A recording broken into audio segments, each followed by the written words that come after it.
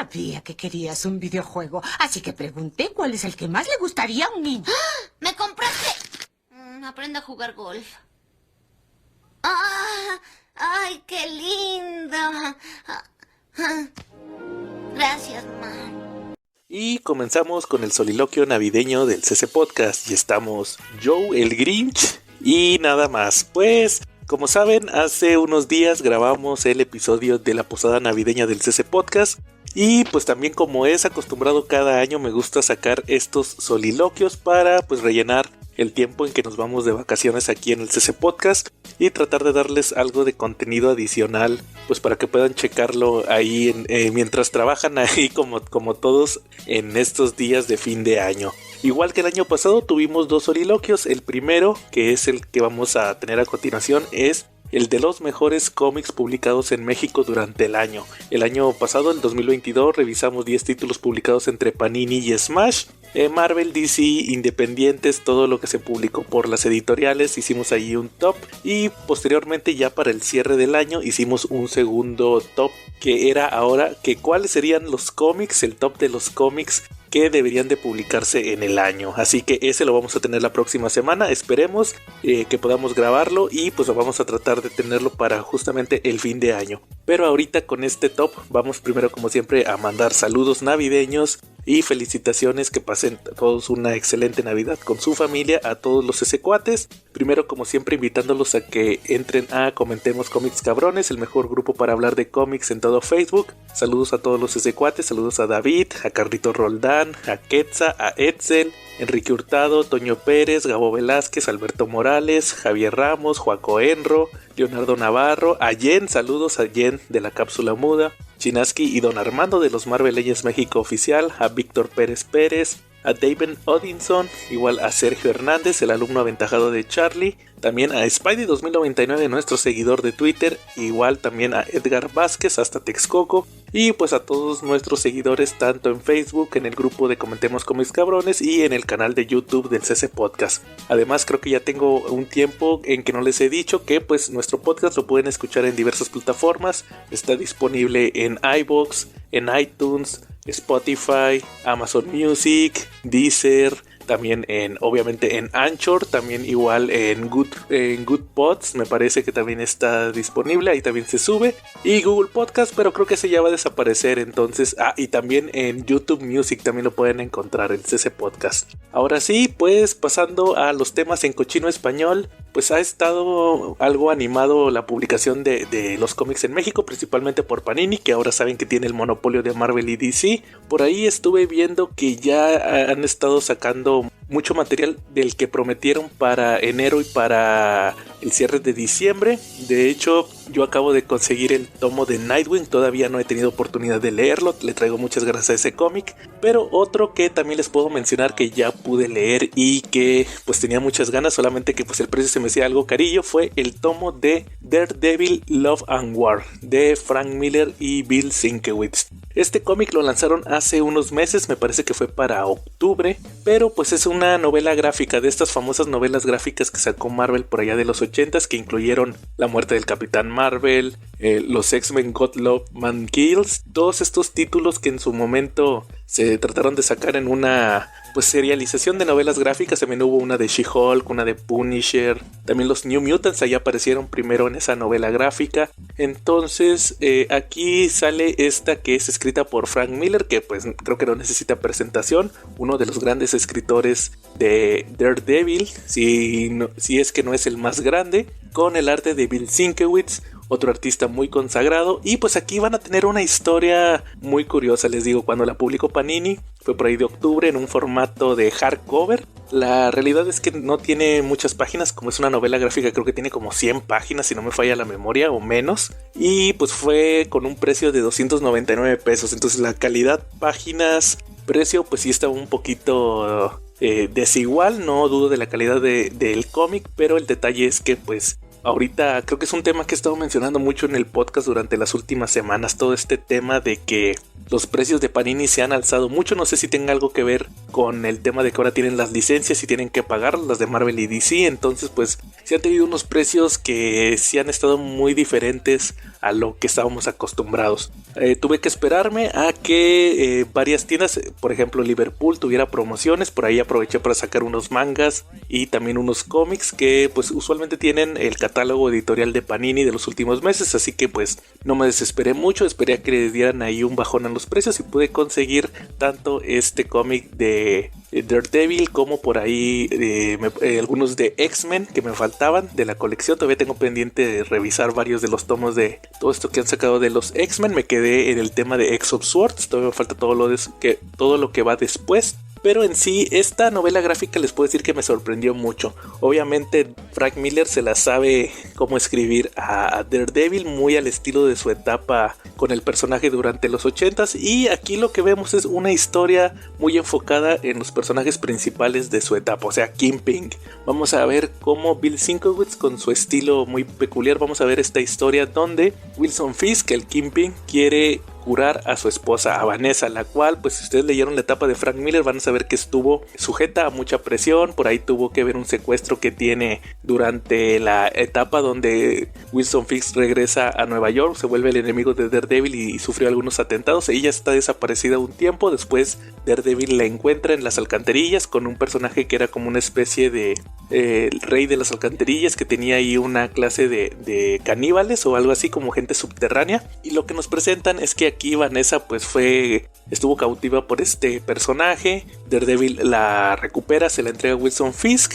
Pero pues durante los siguientes números, de hecho es más o menos como en la parte de la muerte de Elektra, pues Vanessa tiene este shock, tiene esta etapa esquizofrénica donde no habla, está como más bien como catatónica. Y pues de eso se desprende esta historia de Love and War. Vamos a ver cómo Kingpin ya está harto de ver a Vanessa así, decide contratar a un especialista, un psicólogo que es experto en tratar a este tipo de gente. Pero Fisk va a tratar de darle pues un incentivo adicional, ya que resulta que este doctor tiene una esposa que es ciega y contrata ahí a un personaje, a un secuaz, para que secuestre a la esposa y la va a tener cautiva. Entonces Fisk lo que va a hacer es que va a extorsionar a este doctor, le va a decir: mire, yo sé que usted es el mejor, entonces quiero que cure a Vanessa. Y pues el incentivo es que pues más le vale que la cure, porque aquí tenemos a su esposa secuestrada.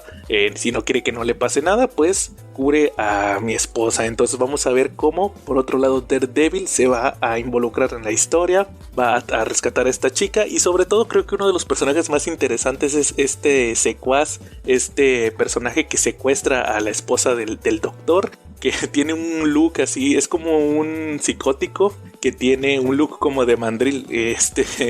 Bill Sienkiewicz lo dibuja así muy como un mandril, entonces es muy curioso ver la cara de este personaje cuando aparece. Entonces es como él sí es como esquizofrénico, entonces de repente tiene unas fantasías muy locas, porque la esposa cieguita sí está muy guapa, y entonces como que de repente tiene unas fantasías ahí medio locochonas el cuate donde él la está rescatando de su esposo malvado y que es un caballero que viene a salvarla. Entonces se obsesiona con ella y pues ahí Daredevil también se va a involucrar, y vamos a ver estos ángulos. Por un lado Daredevil con el tema del rescate de la esposa, y por otro lado Fisk, que está con el doctor que está curando a Vanessa. Pero vamos a tener también unos giros con los personajes, como también el doctor, que se da cuenta de que, ¿sabes qué? Pues sí, Fisk me está extorsionando, pero yo también se la puedo devolver. Entonces ahí tiene unos giros muy interesantes esta historia de Love and War. En sí, yo que soy muy fan de Frank Miller, les puedo decir que me agradó la historia. No creo que sea mi favorita de Daredevil de Frank Miller, creo que tiene mejores, pero es una gran adición a la colección, y sobre todo ahorita en los últimos años que hemos tenido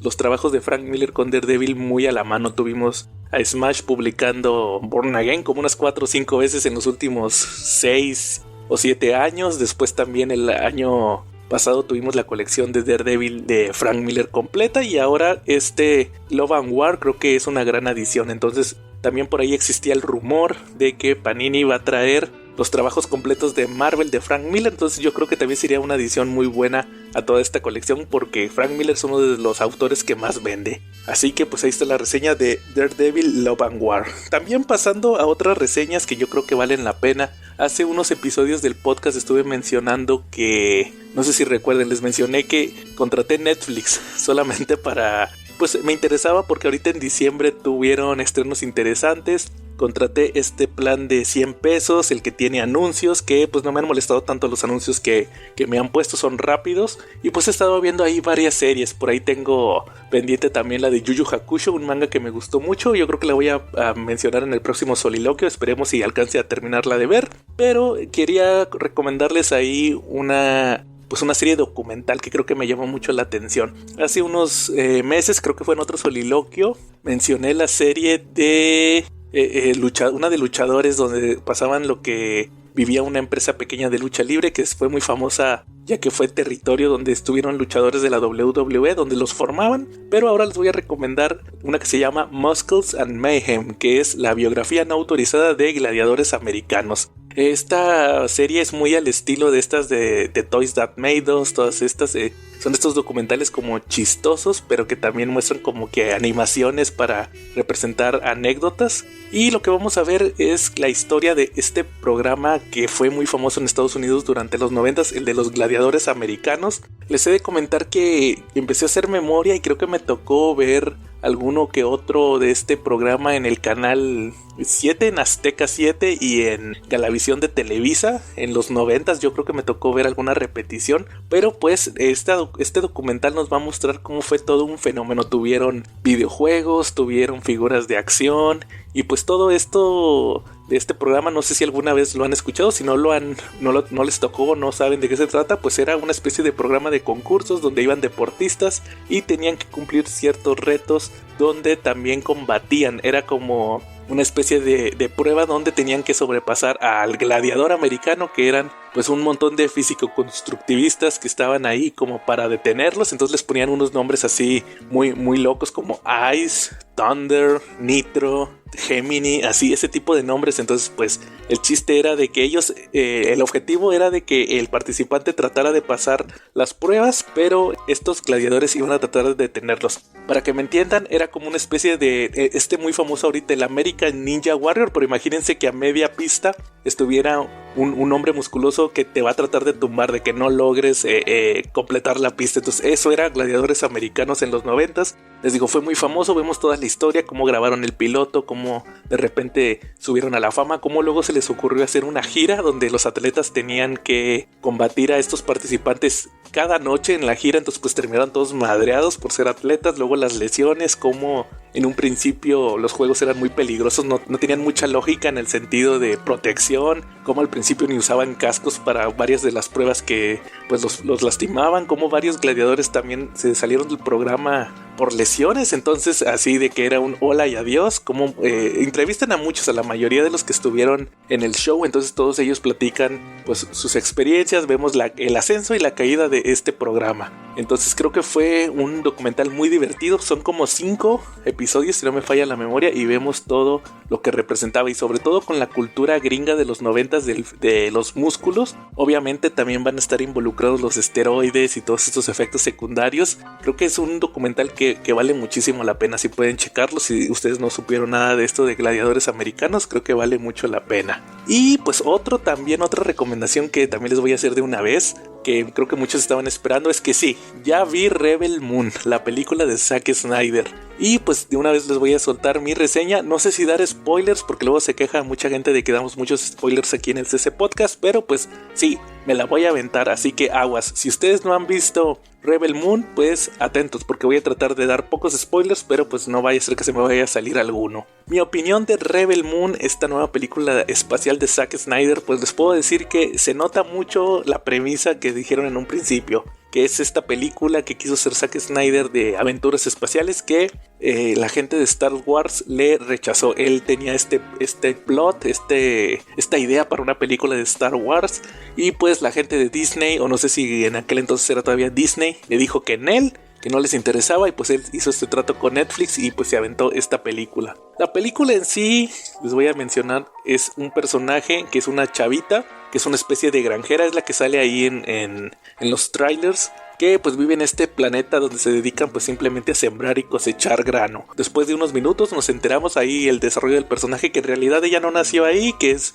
una piloto que cayó, que nadie la conoce. Entonces la adoptaron ahí en el planeta, y pues como que se está escondiendo. no se sabe mucho de su pasado. Ya después vemos cómo de repente un día cae el Imperio Galáctico, que aquí creo que se llama el Mundo Madre o algo así, y pues muy al estilo de las películas estas donde hay una nación que está invadiendo, pues llegan y les dicen, pues miren, queremos ser sus amigos, solamente que necesitamos que nos den tanta cantidad de grano al mes y nos lo van a tener en cierto tiempo. Entonces pues los granjeros dicen, oye, espérate, pues muy apenas podemos sobrevivir, ¿cómo te vamos a dar nuestras provisiones? Y pues este general, que es el que llegó, pues le dice, pues a ver cómo le hacen, pero me van a tener estos suministros en tanto tiempo, si no, pues se los va a cargar el payaso. De hecho dejan ahí un regimiento de soldados que empiezan a aterrorizar también el pueblo. Es cuando esta chavita entra en acción, ya que salva a otra granjerita que la iban a atacar, iban a abusar de ella los soldados. Entonces al final sí la salva y pues se da cuenta que eliminó a este regimiento. Entonces pues ahora sí que sí se los va a cargar el payaso cuando regrese el general. Y pues tienen una idea. ¿Cuál es la idea? Que pues se van a ir a tratar de llamar a unos rebeldes, guiño guiño, que están combatiendo a este imperio, guiño guiño. Entonces pues al final esta chavita sale con otro granjero que en el pasado le vendió un excedente que tuvieron de grano a estos rebeldes, que pues eso era ilegal, ya que pues ellos son los malos entre comillas para la sociedad. Y pues después de tratar de localizarlos no los logran encontrar, encuentran a un contrabandista, guiño guiño, que es este actor Charlie Hunnam, se me hace que se llama así, se apellida así, es el de Pacific Rim, el que conducía a Gypsy Danger con la japonesita. Y pues ahí juntos él les dice que le den chance, que miren que pueden llegar a un trato y que les va a localizar guerreros. Entonces empieza una aventura espacial donde van a empezar a reclutar ahí a varios personajes que les pueden ayudar con esta batalla que van a tener contra este general. Y pues ahí está un apache espacial, una samurái espacial, un general borracho espacial, así todos esos tipos de estereotipos. Todo esto preparándose para esta batalla que van a tener. Entonces pues sí, si les suena familiar la trama, pues la realidad es que esta Rebel Moon parte 1 es prácticamente los 7 magníficos, los 7 samuráis de Akira Kurosawa, que fue la historia original de la cual se copiaron todas estas películas. También creo que hubo una de los 7 magníficos con Chris Pratt y Denzel Washington hace unos años. Entonces pues sí, es la clásica historia donde resulta que van a atacar un pueblo y ellos salen a contratar a unos defensores y pues no logran contratar a alguien así muy importante, se tiene que conformar con lo que encuentran. Y pues el chiste es que van a tratar de armar pues una resistencia para poder salvar, en este caso pues el planeta, porque es un planeta, recuerden que todo esto es espacial. Y pues ahí pues va a tener un giro, que ese sí ya no se los voy a spoilear, pero sí tiene un giro. Al final no es una calca completa de los 7 magníficos o los 7 samuráis, pero en sí creo que entiendo por qué Snyder decidió aventarse esta trama. Obviamente cuando se termina la película te mencionan ahí que continuará, porque recuerden que en abril sale la parte 2 de Rebel Moon. Entonces pues al final yo les puedo decir que no me decepcionó a tal grado. Yo creo que pues habrá que ver, para poder darles una opinión completa de todo esto, tendría que ver la segunda parte. Siento que fue solamente una parte de la historia, el tiempo no le dio a Snyder, pues recuerden que incluso el Snyder Cut duró 4 horas, entonces pues al final yo les puedo decir que a pesar de que mucha gente diga que es una película y tiene que sostenerse completamente sola, pues habrá que esperar a la parte 2, porque yo siento que esta historia tiene que verse completa. Entonces pues habrá que esperar hasta abril para ver si cuajó Rebel Moon, que les digo, por lo menos por los efectos especiales creo que pues sí está muy entretenida esta parte 1, pero pues ahora sí que vimos todo el desarrollo de la historia, pero falta ahora sí la batalla final. Esa sí la vamos a ver hasta la siguiente película, así que habrá que esperar para saber ahora sí en qué se acaba Rebel Moon. Y pues ahora sí, ¿qué les parece si pasamos a las carillouturas? Simplemente para complementar este episodio, y regresando vamos al tema principal. Necesitan una luz que los guíe en la oscuridad, pueblo de Atlántida. ¡Mi pueblo! ¿Qué estás haciendo? Me convierto en un faro.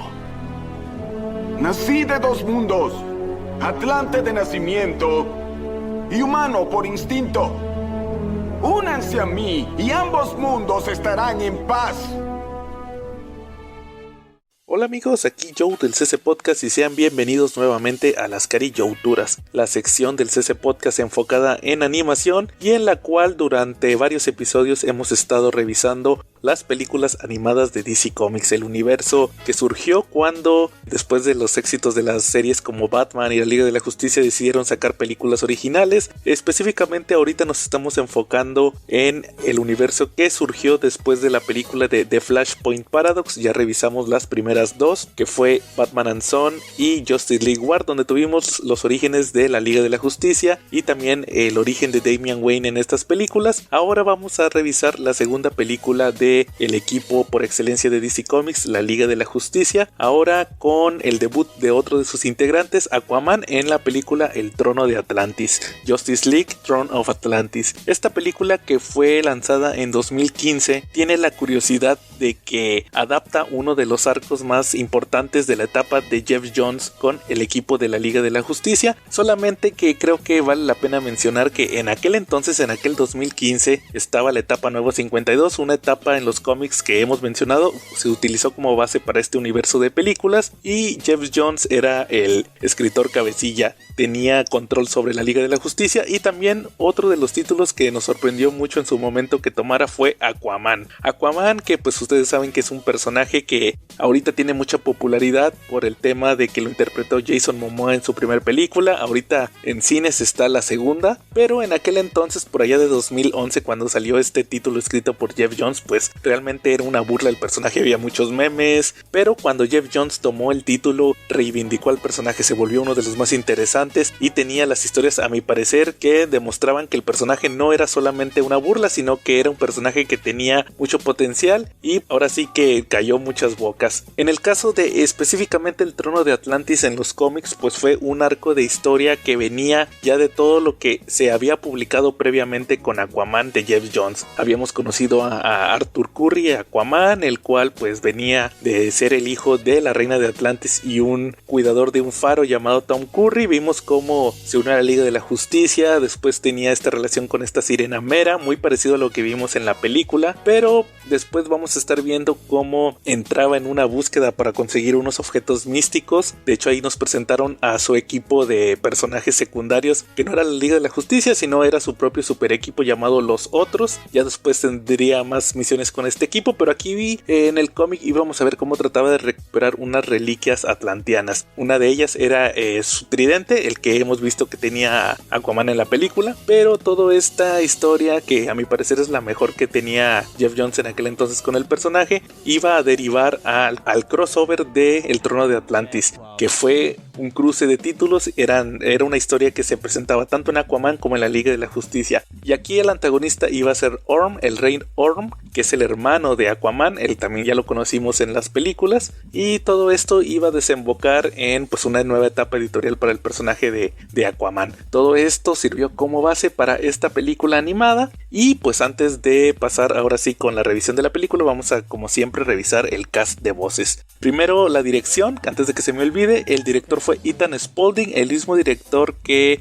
en nuestra cápsula pasada revisamos, que dirigió la película de Batman and Son. Le tocaron la mayoría de las primeras películas aquí de Nuevo 52, también se aventó la de Assault on Arkham, y el guión fue escrito por Heath Corson, que aquí no tengo mucha información de qué más proyectos ha realizado, pero pues me imagino que debe tener algo de experiencia con estas adaptaciones. Obviamente esto está inspirado en El Trono de Atlantis de Geoff Johns, Paul Petelier y también de Ivan Reis. Ellos dos dibujantes y un escritor se encargaron de hacer toda esta historia en los cómics. Ahora sí, pasando a lo que viene siendo el cast de voces, vamos a tener a Matt Lanter, el cual va a interpretar a Aquaman. Estuve revisando información de este actor, creo que principalmente tiene proyectos animados. De hecho, él fue la voz de Anakin Skywalker en Clone Wars, en la serie 3D. Él fue el encargado de interpretar a este personaje, y pues me parece que ese fue su proyecto más famoso. Fuera de eso, creo que también se aventó también en Jupiter's Legacy, me parece que también iba a participar ahí. No encuentro ahorita aquí bien cuál fue su papel, pero pues igual creo que debe tener una trayectoria más o menos interesante este actor. Otra protagonista, aquí vamos a tener a Sumali Montano, que vi que es una actriz de Filipinas. Ella fue la que interpretó a Mera, a este personaje clave que en las películas fue la infame Amber Heard, ya ahorita tan infame, pero creo que aquí hace un buen trabajo, ya que Mera pues es uno de los personajes protagónicos, va a tener mucha fuerza aquí en la película, creo que vale la pena también su trabajo. Después vamos a tener a Sam Witwer, que interpreta al Ocean Master. Él, yo lo conozco de varios trabajos, sobre todo creo que estuvo en la serie de Supergirl. Él se aventó un personaje que era Ben Lockwood, que era un villano que estuvo parte de la temporada, era un villano así tipo racista, entonces sí tuvo muy buen papel ahí en Supergirl, y además estuvo en Smallville. Él fue el que era Doomsday, y ahí hubo una temporada donde estuvo un personaje que era hijo de Zod o algo así, y al final resultó que era Doomsday. Ahí creo que fue la temporada 8 o 7, algo así de Smallville. Ahí estuvo este actor Sam Witwer. También creo que vale la pena mencionarles el cast de la Liga de la Justicia, ya que aquí hay unos movimientos que vale la pena pues que de una vez vayamos checando, ya que pues conforme fueron avanzando las películas fueron ahí recasteando ciertos personajes, pero creo que al final esta fue la alineación definitiva. Por ejemplo, Jason O'Mara se queda como Bruce Wayne, ya lo revisamos también en Justice League War y en Son of the Batman, les mencioné que él se queda como Batman en todas las películas. Después también está Jerry O'Connell, él que se queda como Superman, a él también lo vamos a dejar todas las películas hasta la muerte de Superman, el regreso de Superman, Apocalypse War, él ya se queda de planta como Superman. Recuerdo que les había mencionado que en Justice League War fue este otro actor el que le hacía de Mr. Nobody, él fue el que fue nada más en Justice League War. Aquí ya Jerry O'Connell se queda de planta. También Rosario Dawson como la Mujer Maravilla, ya no era esta otra actriz que les mencioné en la película anterior, creo que era Michelle Monaghan o una de esas. No, ya aquí se queda esta Rosario Dawson, y si no me falla la memoria, creo que por ahí también algo así, un movimiento medio extraño, participaba también Morena Baccarin, no recuerdo muy bien cómo quedan al final, pero sí, ella también tuvo algo que ver con Wonder Woman. Creo que ya en las siguientes películas nos queda un poquito más claro. Después también está Nathan Fillion regresa como Hal Jordan, lo mencioné en la película de Emerald Knights, que él ya se queda como Green Lantern. En la película anterior también tuvimos otro actor, pero ya aquí Nathan Fillion también se queda con el papel. De igual manera que Sean Austin, Sam de El Señor de los Anillos, se queda como Billy Batson, ese sí queda de planta. E igual también Shemar Moore, el que hizo de Cyborg, también él ya se queda también definitivamente con este personaje. Así que pues vamos ahora sí a revisar de qué se trató la película de El Trono de Atlantis. Como les mencioné hace rato brevemente de qué se trató el cómic, aquí vamos a tener una reinterpretación del origen de Aquaman. Yo no les podría decir que esté tan basado en el cómic, sino más bien que está como que inspirado. Creo que es algo muy similar a lo de Son of Batman, donde pues como que la historia cambiaba. Es algo que a mí me ha tocado revisar, que no le gusta mucho a los lectores de cómics que les cambien la historia, pero pues hay que entender, siempre lo he mencionado, hay que entender que aquí se tratan de adaptaciones. No hay que llevar tan fiel la historia, porque pues entonces qué chiste tiene volver a revisar lo mismo. Creo que esta historia de Trono Atlantis es entretenida, pero pues sí va a tener ciertos cambios con el cómic, y eso es bueno. Ahora sí, pues El Trono de Atlantis, les digo, es una reinterpretación del origen de Aquaman. Vamos a ver a Arthur Curry, el cual pues nos mencionan ahí que es un chavo que acaba de perder a su padre, a Tom.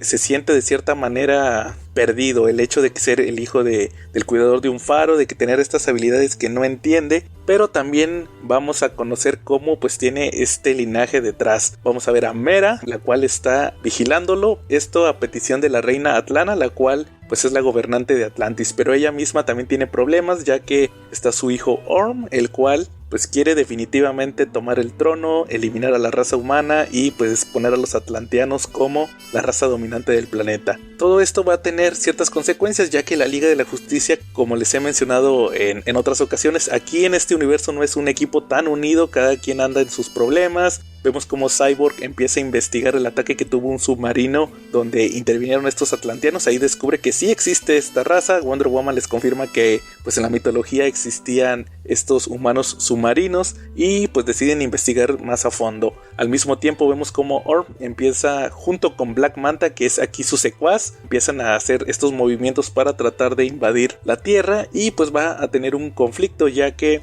Atlana descubre sus planes y todo esto lleva a que él pues ya elimine a la reina y se vuelva el rey de Atlantis. Pero aquí la historia va a tener un giro, ya que pues Orm no sabía que la reina Atlana ya estaba 5 pasos adelante de él. Había solicitado a Mera que fuera a buscar a Arthur, que le revelara su linaje y que lo llevara a la Atlántida. Todo esto para tratar de unificar al pueblo, ya que según Atlana, Arthur, al ser hijo de ella, la reina de la Atlántida, y de un humano, era el puente entre las dos civilizaciones y que él era el único que podía llevar a ambos pueblos a un camino en paz. Pero pues el plan casi se ve interrumpido, ya que cuando Mera se le revela a Arthur, llegan las criaturas de la fosa, unos hombres piraña que deciden atacarlos a ambos, casi los eliminan, y solamente porque la Liga de la Justicia interviene es que pueden eliminar a esta amenaza. Ya el equipo unido, incluyendo a Mera y a Aquaman, deciden viajar a la Atlántida. Ahí es donde se enteran de la muerte de la reina y Orm decide eliminarlos a todos. Los derrota utilizando un tridente que era de la reina y que tiene poderes mágicos. Obviamente recuerden que Superman es vulnerable a la magia y al ser el miembro más poderoso de la liga caen prácticamente como fichas de dominó. Son enviados a una parte del fondo del mar donde son atacados por una criatura cutulesca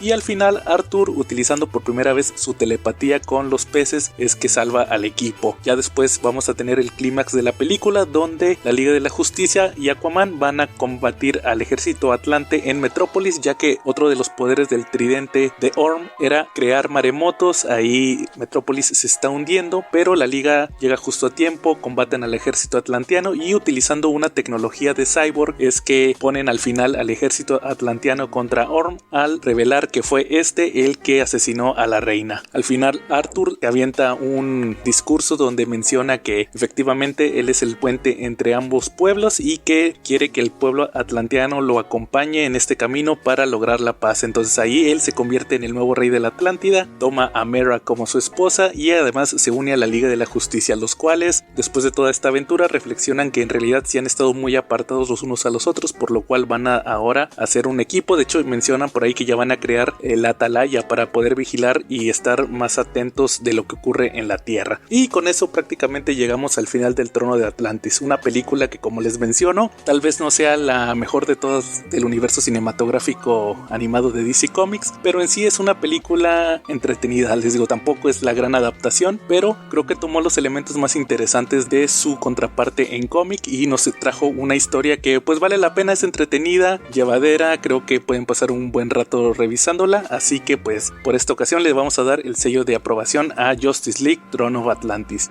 Y pues prácticamente con esto terminamos el episodio de las carillouturas de esta ocasión. No se pierdan el próximo porque vamos a revisar una curiosidad dentro de las películas. Se trata de Suicide Squad Attack on Arkham, una película que llama mucho la atención ya que fue basada en el universo de los videojuegos de Batman Arkham. Sin más por el momento, aquí estuvo Joe y nos vemos en la próxima.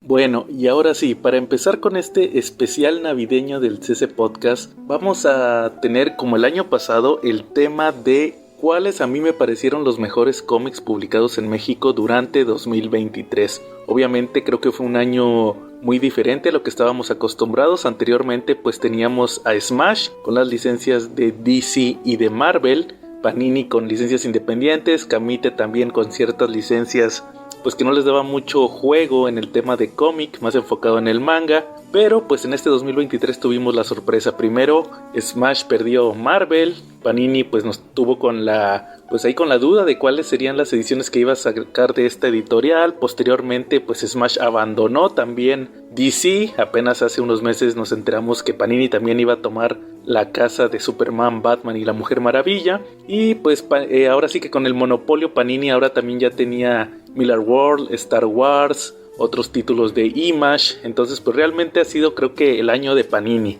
Eso lo vamos a discutir yo creo que el próximo año, ya en las Calacas de Oro 2023, así que no se pierdan el primer podcast del próximo año. Puesto número 10. En sí, también creo que otro factor a tomar en cuenta en este tema es pues cómo están repartidas las licencias. En el número 10 de este top que voy a hacer, voy a poner a Camite con un cómic que me pareció una excelente idea que haya sido publicado en México por fin, pero creo que el modo no fue el correcto. Y estoy hablando de Tortugas Ninja The Last Ronin, que ya fue publicado en México durante 2023, el número 1. The Last Ronin pues fue una historia que causó mucha conmoción cuando fue publicada ya por 2021, 2022 si no me falla la memoria, que es esta historia que es considerada la última historia de las Tortugas Ninja. Ustedes saben que las Tortugas Ninja salieron por parte de Kevin Eastman y Peter Laird, muy inspirados por Frank Miller, entonces prácticamente este es el Dark Knight Returns de las Tortugas Ninja.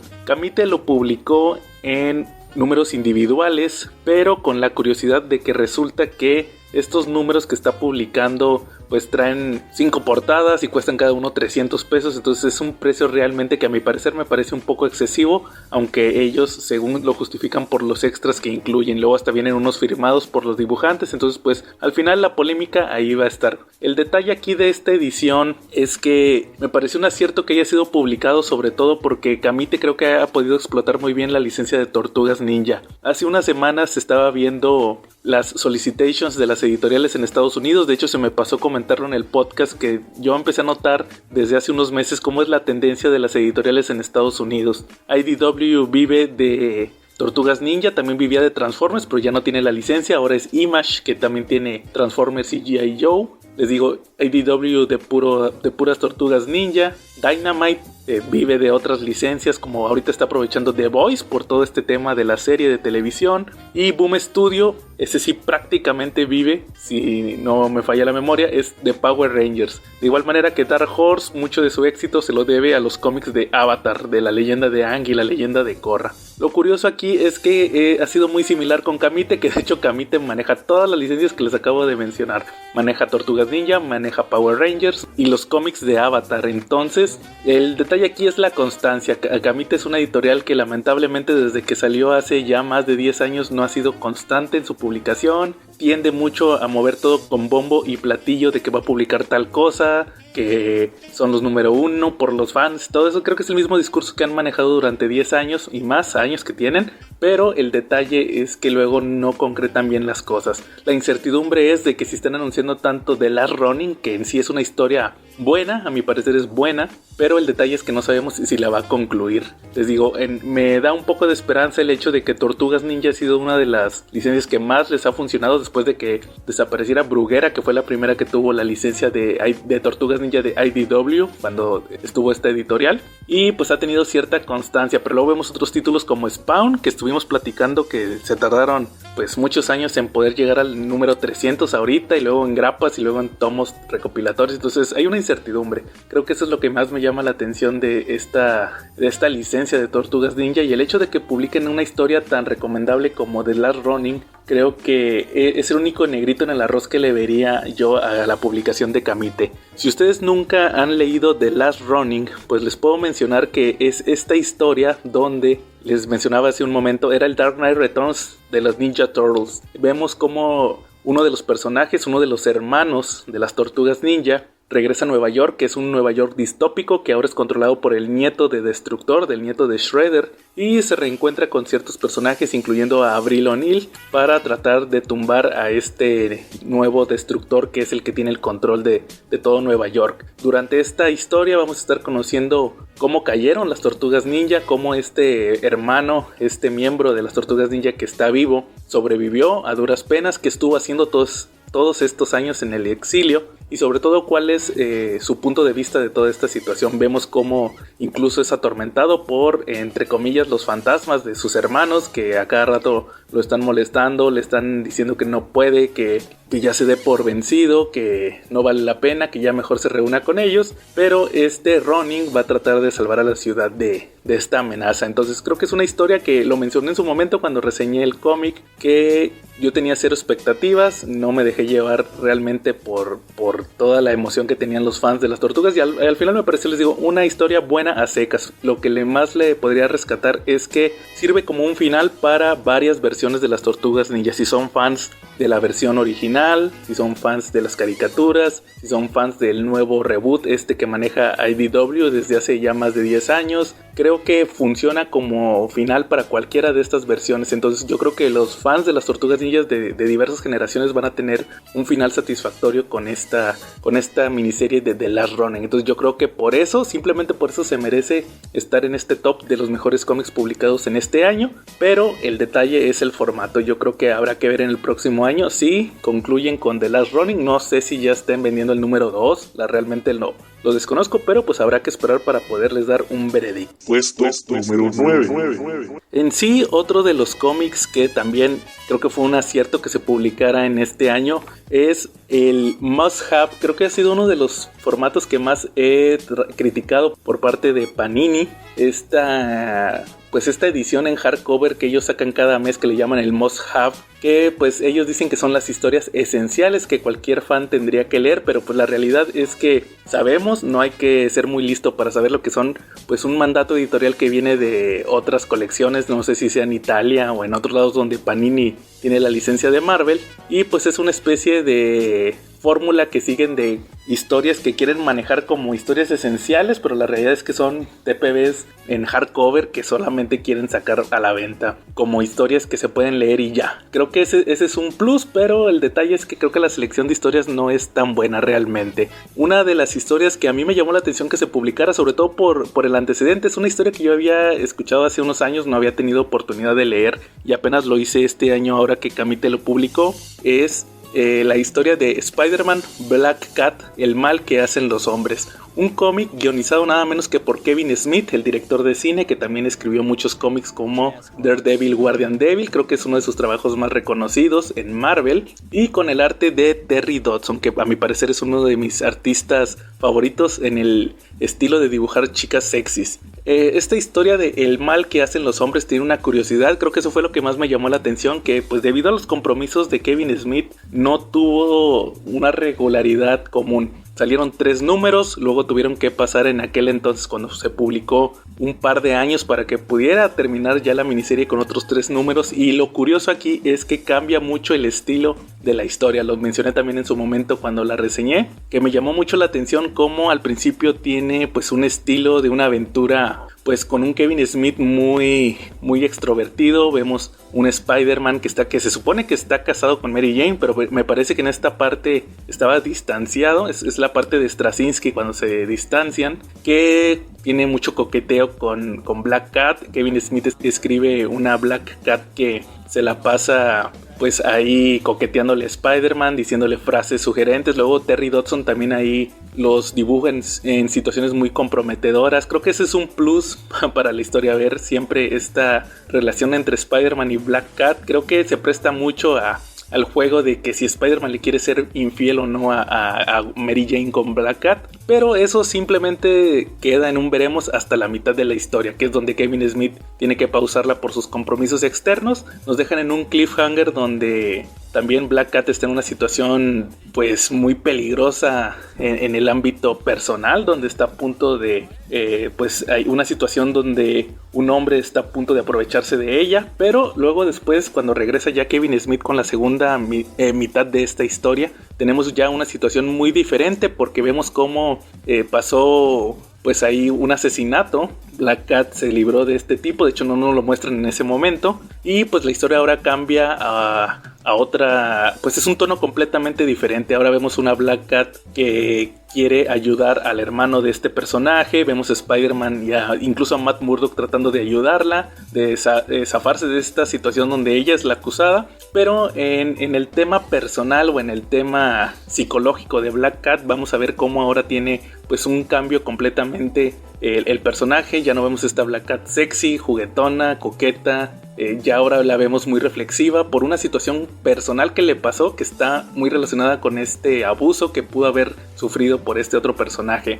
Cuando lo reseñé en su momento, yo también llegué a mencionar que no sé si el Kevin Smith que escribió la historia originalmente tenía una mentalidad, luego se dio cuenta que a lo mejor estaba obrando mal o a lo mejor tuvo una situación personal con algún conocido que le hizo, ¿sabes qué? No está chido ver a las mujeres de este modo como objetos, a lo mejor es mejor escribir una historia donde Black Cat se supera, donde ella es autónoma, donde se empodera prácticamente. Creo que es un empoderamiento por parte de Black Cat y por eso le da un giro completamente diferente a esta historia. Eso es lo que creo que me llama más la atención, cómo empieza la historia de una manera y la termina de otra completamente diferente, y sobre todo al momento de leerlo en un TPB es muy notorio, sobre todo a la mitad de la historia, porque es donde ocurre este cambio. Primero tenemos, les digo, unos personajes de una forma y al final los terminamos con un giro completamente. Entonces es una curiosidad, la historia me parece entretenida a pesar de todo esto, y el arte de Terry Dodson me parece un plus. Creo que por eso también agregué esta historia de Black Cat y Spider-Man. O sea, es en una posición relativamente baja, pero creo que vale la pena haber mencionado que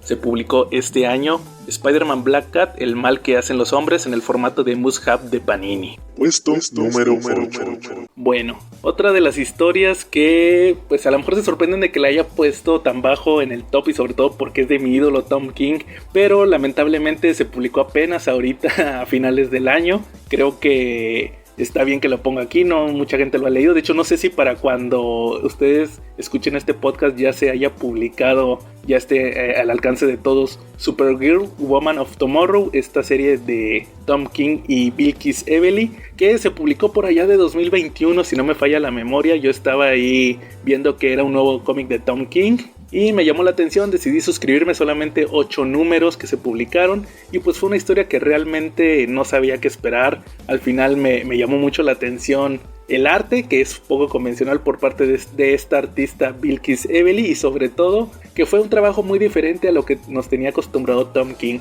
Actualmente se publicó por parte de Panini en un hardcover. De hecho, me llamó también mucho la atención que se agotara tanto las grapas como las primeras ediciones recopilatorias cuando James Gunn anunció que utilizaría esta historia para una película de Supergirl a principios de año, cuando tuvo estos anuncios de los títulos que iba a sacar en las películas, de los cómics que se iban a utilizar para basarse en las películas más bien. Entonces, Supergirl Woman of Tomorrow es un cómic que, les digo, para mí al final fueron sentimientos encontrados. Es un cómic interesante, desde mi punto de vista es un poquito palabrudo. Creo que es un estilo que Tom King quería checar. Es como una aventura épica, una historia también de autodescubrimiento, pero creo que tiene muchísimo texto, más del que estoy usualmente acostumbrado. No digo que esto sea malo, solamente que sí me sorprendió que fuera de esta forma. Aquí en este título de Supergirl Woman of Tomorrow vamos a ver cómo Kara llega a un planeta donde conoce a esta chica llamada Ruthie,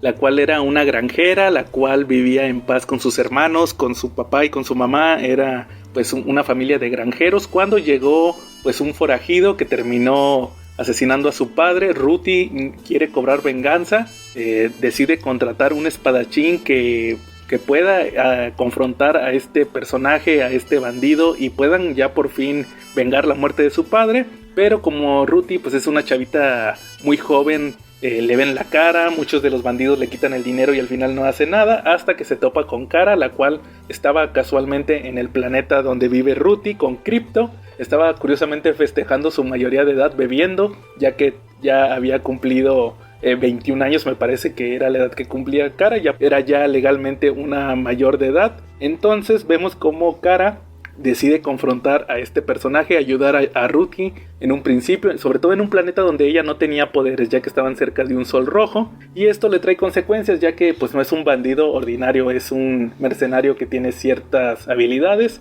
Termina disparándole un veneno a Kara y a Crypto. Kara de cierta manera lo resiste, ya más adelante en la miniserie, obteniendo la fuerza de un sol amarillo, ya puede recuperarse, pero el problema es Crypto, ya que Crypto, al ser un perro, un organismo más pequeño, no metaboliza bien el veneno, está muriendo, y pues ahora sí la misión es que además de que el villano se robó la nave de Kara y huyó al espacio, tienen que encontrarlo porque necesitan el veneno que utilizó en Crypto para crear un antídoto y poder salvar al super perro. Entonces durante estos 8 números vamos a ver cómo Kara y Ruthie van a estar viajando por el espacio en números pues muy reflexivos por parte de Tom King, donde nos va a estar mostrando diversas aventuras de los dos personajes, donde Ruthie se empieza a autodescubrir, se da cuenta de que pues era una granjerita, tiene que viajar por el espacio y conocer cosas nuevas. Kara también reflexiona mucho sobre el hecho de que era Supergirl, que ya salir de la sombra de su primo Clark, de Kal-El, de Superman,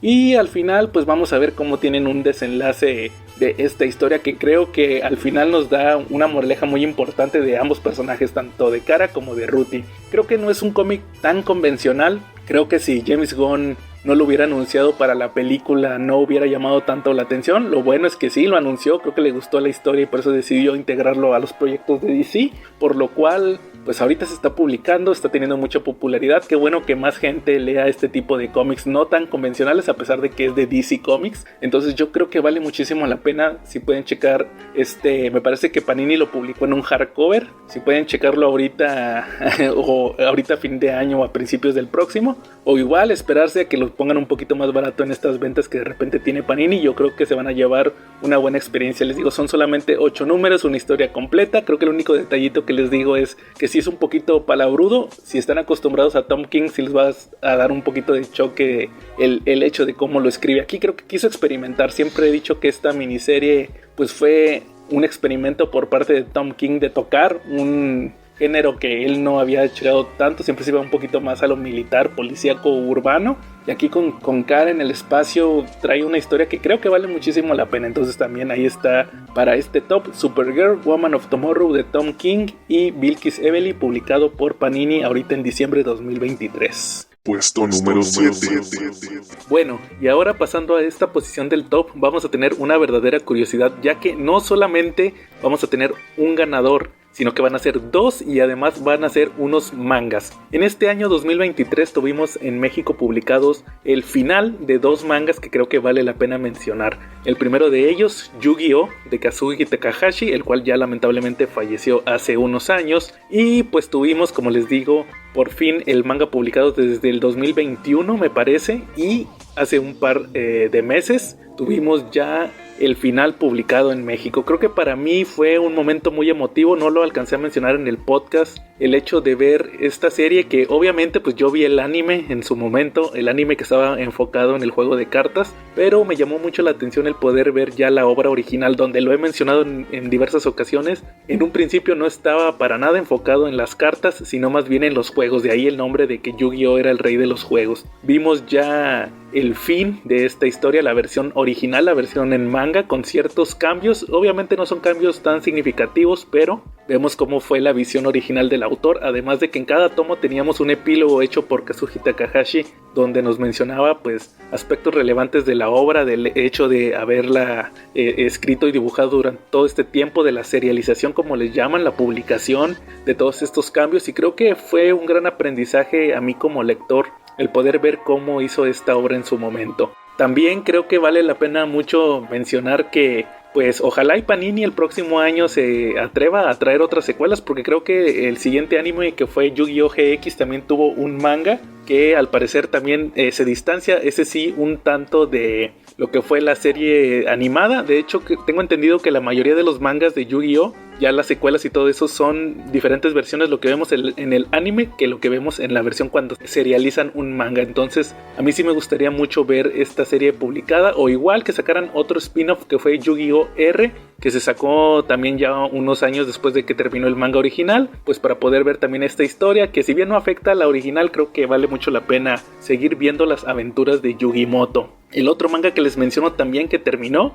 y que creo que ese también fue un poquito más, infamemente más famoso en México, fue Samurai X Rurouni Kenshin. También lo tuvimos serializado desde hace unos años. Ya por fin se terminó la publicación con 22 tomos me parece. Yo todavía no he terminado de leer el final, pero ya tenía la experiencia de haber visto el anime original en Netflix. Ese anime, si ustedes no lo han checado, pues les comento que se sacó cuando todavía se estaba publicando el manga, entonces tuvo que tener relleno, como usualmente tienen las obras en Japón cuando están muy apegadas al manga. Y lo curioso aquí fue que pues publicaron tanto en manga como en anime el arco más famoso, que es el de Kyoto, donde el villano es un personaje que se llama Shishio. Y después de eso en el anime pues empezaron a hacer puros como 30 capítulos de relleno y ya terminaron de sacar la serie. O sea, en anime nunca se había publicado el final del manga. En las películas live action, que también alguna vez creo que las llegamos a mencionar también en el podcast, hace unos años, de hecho fue en la pandemia, sacaron las 2 películas que iban a presentar el final del manga.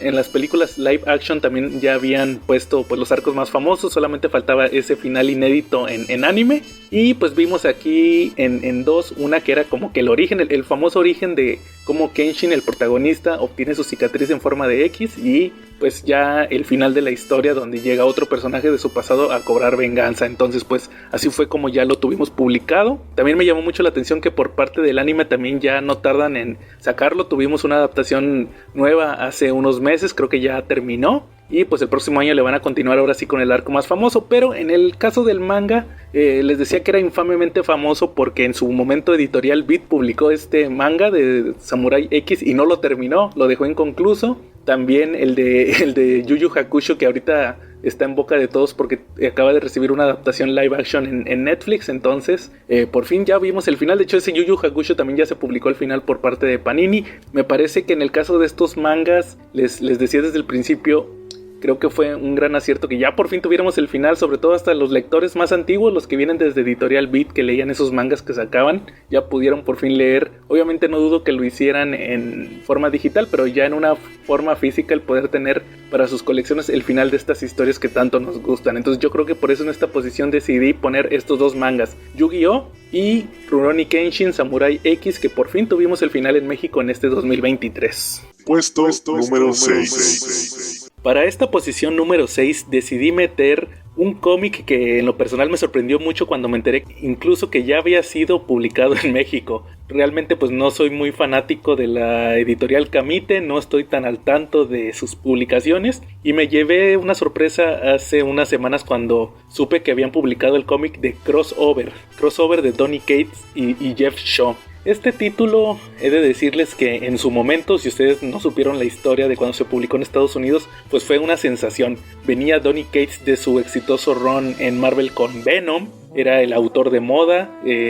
Cuando anunció este título tan ambicioso, esta trama tan pues llamativa, el número 1 se agotó. Por ahí me tocó ver cómo ofrecían a precios muy elevados la primera edición del número 1 y sobre todo por un cliffhanger que ahí tenía. Realmente era un proyecto muy ambicioso, o se creía que era un proyecto muy ambicioso en su momento. Ya cuando lo leí, lo compré en un TPB, que es el mismo de hecho que se publicó en México por parte de Camite, traía el mismo contenido, el primer arco de la historia. Pues debo decirles que sí me gustó la historia, se me hizo muy buena, por lo menos este primer arco. He leído lo que sigue a continuación hasta el parón que tuvo que hacer Donny Cates forzoso por el tema de su accidente, y pues Crossover al final es una historia muy divertida y creo que vale muchísimo la pena. Si ustedes no saben de qué va este cómic, pues ahí les va más o menos de qué se trata. Es un mundo común y corriente donde de repente en la ciudad de Denver, me parece que es Denver, Colorado, aparece un evento, un crossover de cómics. Aparecen superhéroes, villanos, empiezan a pelear, se destruye la ciudad. Entonces pues el mundo, específicamente Estados Unidos, toma después de este incidente pues una postura anti superhéroes, que es un mundo entre comillas real. Los superhéroes solamente existen en los cómics, de hecho hacen referencia a Marvel, DC, Image, todo esto, Dark Horse. Entonces pues fue un evento que trajo muchas consecuencias. La protagonista es una chavita que se llama Ellie, la cual es fanática de los superhéroes, y entonces es una marginada social, ya que pues para los ojos de la gente común y corriente pues los superhéroes trajeron toda esta desgracia al país después de todos estos acontecimientos que ocurrieron en Denver. De hecho los padres de Ellie se vieron ahí involucrados, ella ya no está con ellos, y pues la historia ocurre cuando de repente en la tienda de cómics que ella frecuenta, que de hecho siempre tiene manifestantes afuera, llega una chavita llamada Ava, la cual es un personaje de cómic. De hecho los pueden identificar muy fácil porque están punteados, están coloreados con puntos, así muy al estilo de los cómics. Entonces pues la gente empieza a tener miedo, se empieza a reaccionar. Por ahí anda un reverendo que instiga a su hijo, que es otro de los protagonistas, un chavito que se llama Ryan, a que aviente una bomba molotov y se queme ahí la tienda de cómics. Esto le hace que tenga el odio de Ellie. Y pues todo esto va a generar la historia. ¿Por qué? Porque ahora el objetivo de Ellie es reunir a Ava, a esta niña de los cómics, con sus padres que también están atrapados en el crossover. Es como un domo, la ciudad de Denver quedó atrapada en un domo y adentro está pasando el crossover. Aquí lo curioso es que en un principio Donny Cates empieza a utilizar estos personajes originales, los empieza a combinar con personajes de otros cómics que él hizo, como God Country en Image y otra serie de superhéroes que tuvo que se llamaba Payback en Dark Horse. De hecho llega a hacer incluso chistes sobre que le cancelaron esa serie, pero ya más adelante, conforme va avanzando la historia, vamos a ver cameos de muchos personajes. Por ahí aparecen Glory de Rob Liefeld, también Darkness, Witchblade, incluso Irredeemable, Incorruptible de Mark Waid, zombies de Walking Dead, personajes de Astro City, también por ahí Savage Dragon, Spawn, Hit-Girl, incluso llega a aparecer Hit-Girl. Otros personajes de otras series de Image también llegan a aparecer por ahí. Entonces se vuelve una historia muy divertida al final de este primer arco, que fue lo que se publicó en México. Y les debo de decir que tiene una gran revelación al final, que va a ser parte importante de lo que continúa la historia. Ya el segundo arco, Donny Cates nos empieza a presentar una historia alternativa, dándole un poquito más de protagonismo a otros personajes. De hecho, aquí lo curioso es que también llegan a aparecer hasta incluso autores. Por ahí mencionan a Brian K. Vaughan, Scott Snyder. También toma mucha relevancia a Robert Kirkman, Brian Michael Bendis. De hecho, el segundo arco, uno de los protagonistas son los policías de Powers. Saludos a la Calaca, que es bien fan de ellos. Entonces, Crossover creo que es uno de los cómics más originales y más ambiciosos que se ha aventado Donny Cates en los últimos años. Les digo, ahorita está parado el cómic y de hecho son todos los cómics de Donny Cates por un accidente que tuvo. Lo platicamos hace unas semanas en el podcast. Entonces pues esperemos que todo salga bien y próximamente podamos tener más números de Crossover para ver en qué acaba esta historia tan imaginativa. Yo creo que fue un gran acierto. Vamos a ver si Camite en el 2024 publica el tomo 2 y pues a esperar a que Donny Cates mejore y pueda continuar con esta historia. Pero por eso decidí poner este título de Crossover en el puesto número 6 de este top. Puesto número 5.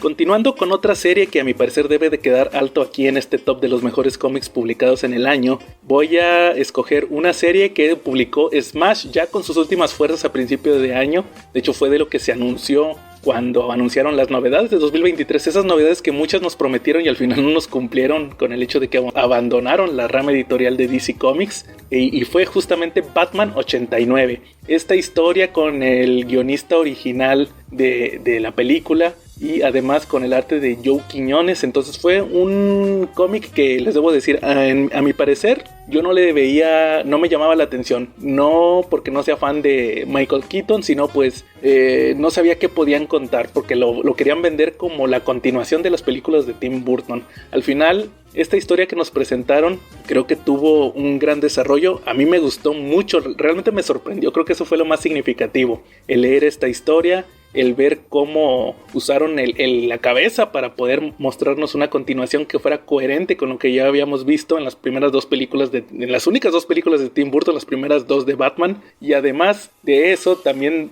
usar ciertos conceptos que por muchos años hemos escuchado que se iban a utilizar, como por ejemplo el Robin de color, que iba a ser uno de los Wayans. Aquí lo vemos representado. También darle continuidad a otros personajes que ya no vimos, como por ejemplo el Harvey Dent de Lando Calrissian. Entonces esta historia creo que fue un buen título. De hecho actualmente se acaba de publicar la segunda miniserie, que es Echoes. Acaba de salir el número 1 hace un mes, lo llegamos a comentar también. Y también se publicó la miniserie de Superman de Christopher Reeve, que esa sí ya no la vimos publicada en México, la había prometido Smash en este famoso año de Superman, pero pues al final no lo vimos. También en Estados Unidos se está publicando la segunda miniserie de Christopher Reeve. Entonces vamos a ver si Panini en este 2023 se anima a traer ya la historia inédita de Superman y pues ver la continuación de Batman, que les digo apenas empezó a publicar en Estados Unidos. Batman 89 es una miniserie donde vamos a ver una continuación teórica de lo que vimos en las películas. Vamos a ver a este Bruce Wayne que sigue combatiendo el crimen. De hecho, una de las pandillas más grandes es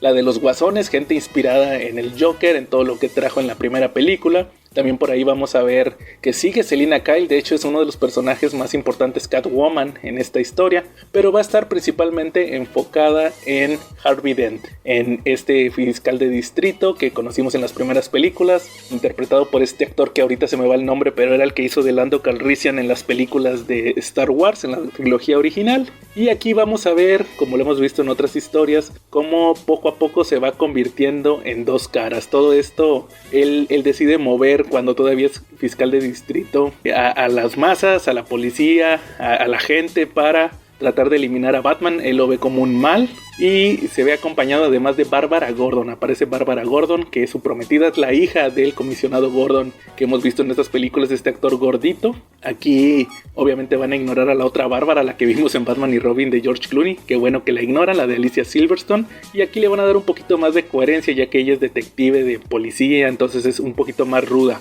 Vamos a ver cómo todas estas fuerzas que mueve Harvey Dent van a traer como consecuencia que al final se vea involucrado en el accidente que lo convierte en dos caras, y después de esto va poco a poco, como lo hemos visto en cientos de versiones, como la de The Long Halloween, como en la serie animada de Batman, empieza a tener efectos en su salud mental. Vemos cómo al final Dos Caras toma el control y va a traer consecuencias a la mitología de este Batman 89. Vamos a ver cómo hay personajes que ya no van a regresar en la siguiente miniserie, otros personajes que debido a estos hechos se van a transformar, van a tomar otra mentalidad, y sobre todo vamos a ver cómo Bruce Wayne va a continuar con este arco de personaje, de incluso ya lo vemos en la siguiente miniserie, cómo empieza a tener estas consecuencias de que ya no ve viable ser Batman por el hecho de todo esto que está sufriendo. Creo que es un arco muy interesante este Batman 89, les digo, me sorprendió mucho cuando lo leí, no esperaba absolutamente nada, y creo que fue un gran cómic publicado en este año, la mera verdad. Por eso decidí ponerlo en este número 5 del top, ya que creo que vale muchísimo la pena. Si ustedes no lo han checado, por ahí debe de estar la edición de Smash al alcance de todos. No creo que se hayan acabado, por ahí debe de haber varios, y chéquenlo, creo que vale muchísimo la pena, y más si son fans del Batman de Tim Burton. Creo que es un excelente cómic, y pues como les decía, habrá que esperar a que se termine de publicar en Estados Unidos Ecos y ver si Panini decide traerlo también en este 2024. Creo que valdría muchísimo la pena. Puesto número 4. Y pues pasando ahora a la cuarta posición de este top, creo que tengo que mencionar pues uno de los cómics que para mí fue de lo mejor publicado en Estados Unidos en 2022. Se trajo aquí en México en 2023, pero con la peculiaridad de que pues es parte de una colección un tanto polémica. Y estoy hablando de One Bad Day, específicamente de el número dedicado al Acertijo, al Riddler, que fue escrito por Tom King con el arte de Mitch Gerads. En sí, One Bad Day pues es una cosa curiosa. Salió como parte de esta colección de one shots que quisieron disfrazar como un evento de Batman, cuando pues son historias autoconclusivas, independientes, protagonizadas por villanos de Batman. Pero el detalle aquí es que por el nombre One Bad Day quisieron desde un principio que tuviera cierta familiaridad, cierta relación con el famoso Killing Joke. La realidad es que al final pues no tuvo la relevancia debida. Vendió por el hecho de ser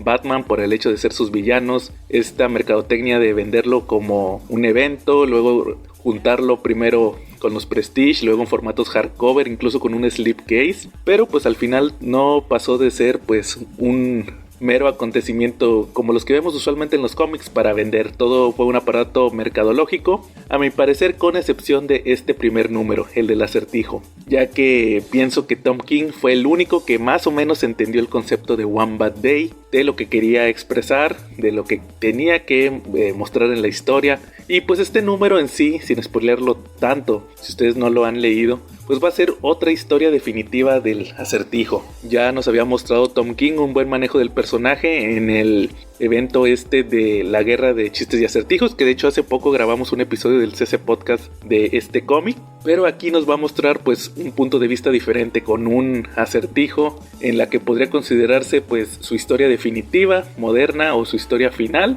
como lo quieran ver, enfrentándose a Batman. Sería el choque definitivo entre ambos personajes. A mí me parece pues valga la redundancia, un Killing Joke del Acertijo. ¿Por qué? Porque vamos a ver la historia en el presente donde enfrenta a Batman, pero también vamos a ver parte de su pasado, y es un pasado que creo que contrasta muy bien con todo lo que conocíamos del personaje, con cómo se comportaba, cómo trataba a la gente, todo este tema de los acertijos, su obsesión con estos, pero ahora está justificado de una manera pues muy inteligente. Vemos cómo de niño tenía la presión, todo esto viene de todo lo que vivió, de cómo los acertijos jugaron pues una parte importante de su vida, de su formación, no de la forma que todos creerán, pero pues al final influyó en él. Entonces vamos a ver cómo todo este pasado va a tener ahora una repercusión en el presente, donde Batman está tratando de detener al Acertijo que volvió a escaparse de Arkham. Tiene aquí pues unos momentos pues muy creepy, muy al estilo de Killing Joke. Les digo, al final creo que Tom King fue el único que entendió que tenía que ser en parte sí un homenaje a esta historia del Joker, y pues vemos cómo al final Batman toma una decisión que se queda a la interpretación de cada uno de nosotros, igual que pasó en Killing Joke, o lo que mucha gente piensa que pasó en Killing Joke. Entonces pues yo pienso que este cómic en sí, que haya sido ya por fin publicado en México y por parte de Panini ahora en un hardcover, como van a publicar todo One Bad Day, pues fue una excelente decisión. Les digo, en su momento yo critiqué mucho que para el lanzamiento de DC Comics 6 de los 7 títulos fueran de Batman, y este es uno de los pocos que a mi parecer valen la pena. Aquí es una edición hardcover, igual que como se está manejando en Estados Unidos. Tal vez el único detalle es el precio, porque cuesta lo mismo que una edición en Estados Unidos, pero si tuvieran que elegir, yo les recomendaría quédense solamente con este cómic. Ya los demás, de los otros villanos, Catwoman, Clayface, Two-Face, el Pingüino, realmente no se me hacen tan buenos. Creo que los autores que estuvieron ahí, que tampoco fueron, la mayoría no fueron nombres grandes, pues pensaron que era, pues voy a hacer mi historia independiente con este personaje, mi interpretación, pero pues al final creo que solamente este del Riddler, y en parte también, no les voy a decir que no, el de Mr. Freeze, que también en su momento hablaré de él. Creo que son los pocos que más o menos entendieron de qué iba el concepto, que de hecho ese de Mr. Freeze es de Jerry Dugan y Mateo Escalera. Ojalá y lo publiquen ahorita en 2024 para poderlo checar, pero pues en su debido momento hablaremos de esa historia. Pero en sí yo creo que One Bad Day de Riddler creo que fue uno de los grandes aciertos traídos a México en este 2023. Puesto número 3. Y ahora sí, adentrándonos en el top 3 de este conteo de los mejores cómics publicados en México durante 2023, creo que toca hablar de los que ahora sí considero que fue lo esencial publicado en México durante este año, y que pues creo que fue también un tanto obvio tomando en cuenta la situación en la que fueron publicados. En esta tercera posición vamos a revisar nada menos que X-Men. Panini creo que fue muy sabio en la forma en que publicó X-Men. La realidad es que durante muchos años se ha hablado de cómo aquí en México se dice que somos muy fanáticos de los X-Men. No dudo que sea una franquicia muy popular, en su caso fue incluso la más popular de Marvel, pero pues desde hace unos años creo que el lector mexicano, o por lo menos el lector que compra los cómics en México, pues no lo ha demostrado. El caso es que cuando Smash publicó esta etapa de El Amanecer X, decidió hacerlo en el formato en que estaba pidiendo el lector, que era este formato donde publicaban todos los títulos en formatos de TPB, un TPB con todos los número 1, otro con todos los número 2 y así. Y muchos le echarán la culpa a la editorial, pero yo pienso que también el lector tiene que ver que si no se vendió, pues es porque no tuvo la respuesta que esperaban. Yo creo que si se hubieran agotado los tomos, pues obviamente Smash se hubiera dado cuenta que tenía que acelerar las cosas. Todo esto influyó ya para que cuando Panini tomara la licencia de los X-Men, pues decidiera hacerlo más en el formato de recopilatorio, sí, pero solamente de varias series que seguían una secuencia. En el caso de los títulos que se escogieron fue X-Men de Hickman, Marauders de Jerry Dugan y X-Force de Benjamin Percy, que a mi parecer, pues quitando obviamente X-Men de Hickman, que era la serie principal, creo que las otras dos fueron las mejores selecciones, ya que son las donde usualmente pasaba la mayoría de las situaciones que tenían que tener una repercusión en El Amanecer X. Otro de los aciertos por lo cual considero a esta serie pues de lo mejor publicado en este año fue justamente que por fin lograron algo que Smash no logró, y que fue publicar el famoso crossover de X de espadas. En este caso tuvimos 4 tomos recopilatorios donde vimos la historia completa. Aquí sí incluyeron las otras series que no se habían publicado, como la de Cable, también la de X Factor, también vimos por ahí Excalibur. Entonces creo que fue una forma correcta de publicación por parte de Panini al final, el estar publicando X-Men de esta manera en tomos quincenales, que a lo mejor en un principio pudo haber sonado algo precipitado o algo caro también, pero al final creo que ha sido la manera donde ya nos pudimos emparejar. De hecho, ahorita acaba de pasar la Hellfire Gala, ya están viendo otras miniseries que tuvieron consecuencias en base a este evento, de Magneto, de la Bruja Escarlata, también por ahí vienen unos de Wolverine. Entonces pues ya todo está encaminado a Inferno, la miniserie con la que termina la etapa de Jonathan Hickman, y que además después de esto ya va a venir todo lo que sigue con otra Hellfire Gala, con otros eventos que han estado ahí repercutiendo, y que ahorita ya curiosamente en Estados Unidos vamos a entrar en la etapa final de esta etapa de Krakoa, vamos a llamarla así, ya con las miniseries que van a terminar con pues esta parte de la historia de los X-Men que fue muy exitosa, para muchos creo que ya está muy rebuscada, y pues en su debido tiempo lo vamos a tener publicado aquí en México ya con estos tomos. Creo que no me arrepiento de poner X-Men en esta posición, porque en sí, les digo, yo que no soy tan fanático de todo lo que conlleva tantos títulos mutantes, sí soy fanático de los X-Men, pero a veces me abruma un tanto que haya tantos títulos. Creo que fue una forma correcta y lo mencioné muchas veces en el año en reseñas. Yo solamente quería leer el título de Hickman y me terminaron conquistando las series de Marauders de Jerry Dugan por la historia, por todo lo que tenía que ver con Kitty, con la interacción con los personajes, y X-Force también creo que fue una gran serie. Benjamin Percy me impresionó mucho, de hecho me gustó mucho cómo maneja a X-Force, cómo maneja a Wolverine, incluso ahorita con este título que tuvo de Depredador contra Wolverine, que él es el escritor, creo que ha sido uno de los mejores escritores que tuvo esta etapa de Amanecer X, entonces yo creo que por eso se queda con el tercer puesto de este top. Puesto número 2. Ya en el segundo creo que fue una decisión muy difícil decidir cuál iba a ser este y el primero, pero pues al final me decidí por poner aquí en esta posición a Superman for All Seasons. Creo que les puedo decir que a mi parecer es la última joya publicada por Smash, un hardcover donde se incluía esta miniserie de Jeff Loeb y Tim Sale, donde vamos a ver durante un año la vida de Superman, un Superman que apenas comienza en Metrópolis. Tal vez no sea el Superman más estético, creo que lo discutimos mucho incluso en el episodio que tuvimos del podcast de este cómic. El estilo de Tim Sale es muy diferente dibujando a Batman que dibujando a Superman. En sí creo que la historia es lo suficientemente buena para que nos podamos conformar con esto y que no nos importe. La realidad es que lo que estamos viendo es a Superman, al Superman que siempre conocemos, y que pueda tener una historia que valga muchísimo la pena. Como les decía anteriormente, me parece que fue el último gran cómic publicado por Smash, sobre todo después de tanto tiempo de estarlo esperando. Recuerdo cuando publicaron The Long Halloween hace ya van a ser 10 años que lo publicaron por primera vez, fue cuando fue el 75 aniversario de Batman, y luego estuvimos muchos años viendo que volvían a publicar The Long Halloween en hardcover.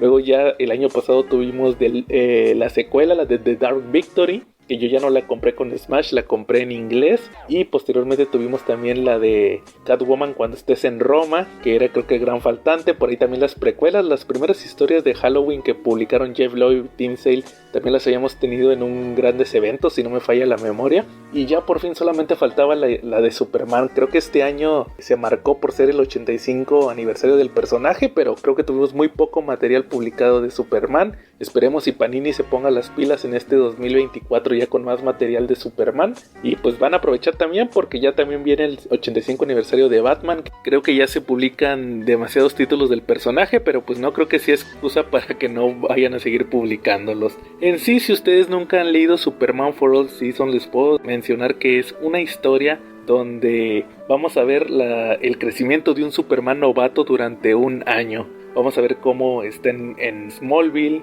cómo Jonathan y Martha Kent tienen que batallar con este Clark que está dudoso de su origen, no comprende muy bien sus poderes, y ellos le tienen que guiar y decirle que pues que él llegó por un bien mejor. Después vemos cómo comienza en Metrópolis. Lo mencioné creo que también en su momento, que se acopla muy bien con la miniserie de El Hombre de Acero de John Byrne. Entonces vemos cómo ya tiene una relación de trabajo en el diario del planeta como Clark Kent, y su carrera como héroe, como Superman, ahí con Lois como interés romántico, y también con el enemigo como lo es Lex Luthor. Entonces vamos a ver cómo Clark primero empieza siendo la maravilla de Metrópolis, como también se le llama el personaje, siendo este héroe que todos esperaban, pero luego Lex Luthor le va a empezar a poner ahí ciertas trampas que lo van a hacer dudar de lo que representa Superman. Entonces vamos a ver la primavera, el verano, el otoño y el invierno de Superman, todo esto representado por las estaciones y los estados de ánimo del personaje, para ver cómo Superman sale adelante de este problema que le trae Lex Luthor. Creo que en sí es un gran cómic. A veces se nos olvida en el top de mejores historias de Superman. A veces otras historias como las escritas por Alan Moore o otros orígenes que están más presentes, como el de Jeff Jones. Pero creo que Superman for All Seasons es una historia que sí o sí hay que leer del personaje. Por algo es un personaje que ya tiene tantos años de haberse publicado. Sigue siendo el superhéroe más importante, aunque muchos digan que Batman o Spider-Man, pero Superman siempre va a ser el estereotipo del personaje principal de los cómics, el héroe encapotado. Entonces Superman for All Seasons no le dudé tanto en ponerlo en el top, sobre todo en las posiciones más altas, pero por lo menos creo que el hecho de que ya por fin la tuvimos publicada en México en español y que estuvo al alcance de mucha gente, pues va a hacer que sea un cómic que va a ser recordado por varios años. Y como les dije, pues esperemos y ahora que Panini tiene los derechos, pues ojalá no tan pronto, sino que deje de pasar un tiempo, podamos tener otra edición de esta historia para que llegue a más y más gente que quiera leer al personaje. Y pues igual que James Gunn, que va a tener ahorita su universo nuevo de DC Comics, espero que agarre algo de esta historia, sobre todo por el enfoque que le está dando más a Superman con las películas, con lo que va a tomar inspirado en All Star Superman, pero también Superman for All Seasons es una historia que vale muchísimo la pena. Y ahora sí, antes de pasar al número 1, creo que quisiera mencionarles pues unas menciones honoríficas. Muchos se van a sorprender de por qué no puse en este top, ahorita que diga el número 1, a los omnibuses, como por ejemplo el de Amazing Spider-Man de Michelini y Todd McFarlane, o el de John Byrne de Los Cuatro Fantásticos. Sí me parece que fueron de lo mejor publicado en México en este año. Obviamente tienen que estar en este top, pero el problema que les vi para incluirlos aquí es que no fueron historias, si bien no podría llamarlas autoconclusivas, son etapas muy largas. Entonces, por ejemplo, la calidad no dudo de Michelini y de McFarlane, pero pues ellos estaban en su run regular de Spider-Man. También en el caso de John Byrne, su etapa de Fantastic Four duró todavía otro omnibus. Entonces pues no digo que no merezcan estar aquí, pero yo cuando hice este top lo que preferí fue que fueran historias autoconclusivas, o que cualquier persona pudiera encontrar y leer sin ningún problema. O sea, que al final tuvieran una historia que comience y una historia que termina. Eso es lo que principalmente busqué en las opciones que incluí en este top durante este año. Igual también otro que creo que se me pasó a incluir en el top fue Avengers Forever, que estuvo publicado en el Must Have de Marvel, pero el problema aquí, que a pesar de que a mí me encanta Kurt Busiek, es que es una historia que, por ejemplo, al buen Charlie, saludos a Charlie, que es muy fan de los Avengers, para él es una gran historia, pero yo que no soy tan fan de los Avengers, pues creo que sí me cuesta un poquito más entenderla, ya que tiene demasiadas referencias a los personajes. Creo que les he mencionado varias ocasiones que para mí este año fue el año de Marvel en México, por el hecho de la calidad y la cantidad de títulos que vimos publicados en el año de este editorial. Y como les digo, al final los omnibuses de Amazing Spider-Man, de Fantastic Four y Avengers Forever obviamente debían de estar en este top, por eso los menciono en las menciones honoríficas, pero pues lo que quise darles es más recomendaciones. Creo que siempre se ha tratado de aquí de recomendaciones de títulos que puedan mencionarles, que puedan buscar y que puedan leer sin ningún problema. Creo que fue la característica principal en todos los títulos que mencioné y por eso no los incluí tal cual en el top, pero ahí están las recomendaciones. Puesto número 1. Y ahora sí, el número 1 para mí en este año, creo que es obvio, fue Immortal Hulk. Un título que pues estuvo muy curioso el tipo de publicación que tuvimos, ya que recordarán que fue anunciado con bombo y platillo por parte de Smash en su momento. Se sacó en grapas, luego se sacó en un tomo recopilatorio, solamente tuvimos 10 números publicados, ya después no supimos nada. Fue la gran interrogante debido al éxito que tuvo la serie en Estados Unidos. Fue todo un fenómeno cuando se publicó en Estados Unidos por parte de Al Ewing y Joe Bennett, y pues nos dejaron ahí con la duda de si alguna vez tendríamos nuevo material de Hulk. Sería posteriormente, hasta que ya Panini toma los derechos de Marvel en México, que ya tendríamos ahora sí Immortal Hulk publicado enteramente. Creo que fue un riesgo muy grande, ya que al principio ellos decidieron publicar los primeros 2 tomos, que pues mucha gente ya tenía esas ediciones, fue lo publicado anteriormente por Smash y no les importó. Al final sí, siguieron continuando con la historia, se publicó entera, acaban de publicar el tomo 10 que concluye la serie regular. Todavía va a haber otros 2 tomos donde vamos a estar viendo pues ya otras miniseries y otros números relacionados, pero la historia principal ya la tuvimos concluida en México, con una resolución muy satisfactoria a mi parecer. Creo que fue un título que vale muchísimo la pena. Al final, ya cuando lo leí, les puedo decir que sí me gustó mucho,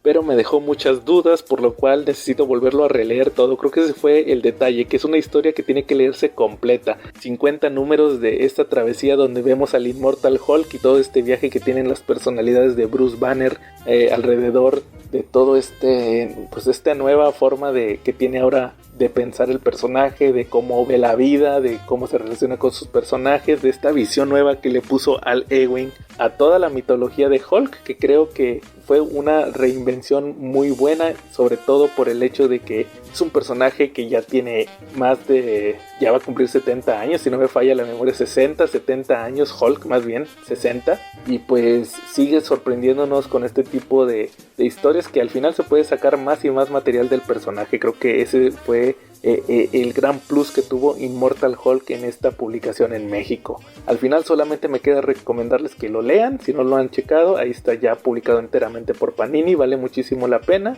Y posteriormente pues vamos a tener, les digo, más miniseries. Creo que después va a seguir la etapa también de Donny Cates y luego esta de Philip Kennedy Johnson, pero si se tuvieran que quedar con una etapa de Hulk, yo les recomendaría que checaran Immortal Hulk. Creo que es una historia completa que vale muchísimo la pena. Y pues prácticamente con eso ya terminamos el top. Ya revisamos los 10 títulos que a mi parecer fue lo mejor publicado en México durante 2023.